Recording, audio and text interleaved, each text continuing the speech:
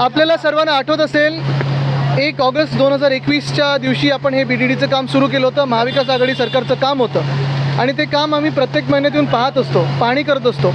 आता पहिला टप्पा जवळपास पूर्ण होत आलेला आहे. पहिल्या टप्प्यात ज्यांना लॉटरीची घरं मिळालेली आहेत त्यांना कदाचित घरं डिसेंबर किंवा जानेवारीपर्यंत मिळतील. ही वचनपूर्ती आहे, कारण आम्ही सांगितलं होतं त्यावेळी की 3 वर्षात ही घरं पूर्ण होती. अनेक राजकीय पक्षांनी ह्याच्यात अडथळे निर्माण करण्याचे प्रयत्न केले, अजून देखील करण्याचा प्रयत्न करत आहेत. पण आम्ही तेच सांगतो, काही सूचना असतील ते नक्की सरकारने करायला पाहिजेत. पण जे घटनाबाह्य सरकारमध्ये बसलेत त्यांनी वेग कमी करण्याचा प्रयत्न करू नये.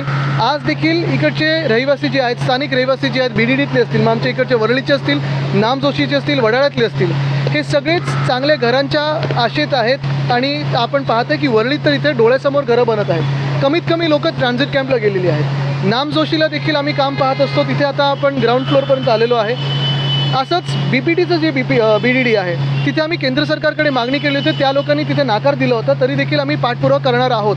मुख्य गोष्ट हीच आहे की आपण पाहता जे स्वप्न होतं ते आमच्या मागेच उभं राहिलेलं आहे. पहिला टप्पा हा पूर्णत्व झालेला आहे आणि कदाचित पुढचे लगेच 2-3 टप्पे जे आहेत ते पुढच्या 6-7 महिन्यात देखील असेच तयार होतील. आणखी वेग कमी केले जात आहे म्हणजे नेमकं काय केलं नाही, म्हणजे लॉटरीचा काही लोकांनी गोंधळ घालण्याचा प्रयत्न केला, लॉटरी थांबवण्याचा प्रयत्न केलेला आहे.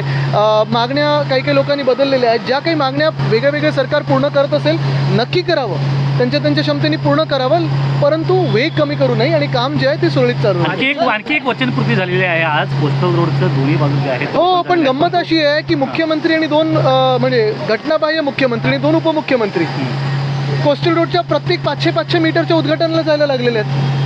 आपण पाहिलं असेल, जे आमचं स्वप्न होतं आणि जे आमचं पूर्णपणे काम आहे, भाजपच्या याच्यात काडी मात्र संबंध नाही, फडणवीस साहेबांचा काडी मात्र संबंध नाही. उलटं त्यांनी कोस्टल रोडला 14 ते 17 परवानगी देणं उशीर केला केंद्र सरकारमधून. आज आपण पाहतोय ते कोस्टल रोड मध्यंतरीच्या काळात सकाळी 8 ते संध्याकाळी 5 असं सुरू केलेलं. मग आता दुसरा टप्पा, मग तिसरा टप्पा, मग चौथा टप्पा. शिवसेनेचं किंवा महाविकास आघाडीचं सरकार जर आज असतं तर आमच्या प्रत्येक महिन्याच्या पाहणीच्या वेगाने डिसेंबर 2023 पर्यंत पूर्णपणे कोस्टल रोड तयार झाला असता. तर पहिला टप्पा जो सुरू झाला त्या पहिल्या टप्प्यामध्ये 40 मिनिटं लेट आले आणि 40 मिनिटं वाट बघत होते. कसं वाटतं? आता त्यांना थांबवण्यात मुद्दाम होऊन आलं, जसं मंत्रिमंडळातून बाहेर ठेवलं, थांबवलं आलंय की त्याच्यात काही योगायोग होता हे आम्हाला कसं माहिती. पहिल्याच पावसामध्ये मुंबईची तुंबई झालेला पाहायला मिळाली. आपण काल मी रात्री ट्विट केलं, त्याच्या आधी आपण पाहिलं असेल पुण्यात काल परवाकडे देखील अशीच घटना झालेली आहे. काल परवाकडे अशीच घटना झालेली आहे. मी ह्याच्यावर पण बोललो होतो, सतत ह्याच्यावर बोलत आलेलो आहेत. गेले 2 वर्ष देखील आपण पाहताय मुंबईत 24 वॉर्ड्स आहेत, त्याच्यातून साधारणपणे 15 वॉर्डमध्ये असिस्टंट कमिशनर म्हणजे वॉर्ड ऑफिसर पूर्णपणे नियोजित झालेले नाहीत, अजून तिथे नेमलेले नाही आहेत. ते कधी नेमणार? हिंदमाता परिसरात जे आम्ही रेन वॉटर होल्डिंग टँक केला होता त्याचे पंप काल रात्री चालू केले होते का नव्हते?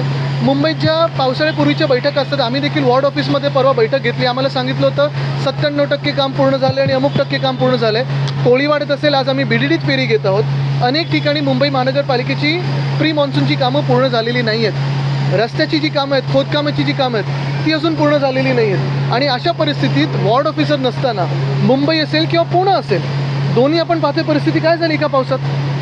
सर, श्रीरंग बारण्याने सांगितलं आम्हाला कॅबिनेट मंत्रीपद द्यायला पाहिजे होतं, काय सांगाल? काय सांगू? आधी त्याची BDD चाळीवाल्यांचा प्रश्न जो आहे तो पुढे जाताना पाहायला मिळतोय. एक मिनिट, हे पुरा करते. हां, BPTतले जे रहिवासी आहेत त्यांचा वर्षानुवर्ष BPTचे BDD जो बरोबर आहे. BPTमध्ये 2 महत्त्वाचे प्रश्न आहेत. एक तर आपण पाहतो तिथे अनेक जे रहिवासी आहेत त्यांना मध्यंतरीच्या काळात बाहेर काढणार अशी भीती होती या भाजपकडून. दुसरं म्हणजे तिकडची जी BDD चाळ आहे तिथे देखील अरविंद सावंत साहेब असतील, आम्ही सगळे असू, स्थानिक आमदार असतील, आम्ही सगळ्यांनी सतत मागणी केली केंद्र सरकारकडे की त्यांचं देखील असंच रिडेव्हलपमेंट व्हावी. भाजपच्या केंद्र सरकारने नकार दिला होता, तरी देखील आम्ही लढू. आणि आज आपण पाहताय केंद्र सरकार बहुमतातून खालती आल्यानंतर अशी इच्छा आहे आमची की आता तरी आमच्या मन की बात ऐको, नुसतं एका व्यक्तीची मन की बात नको.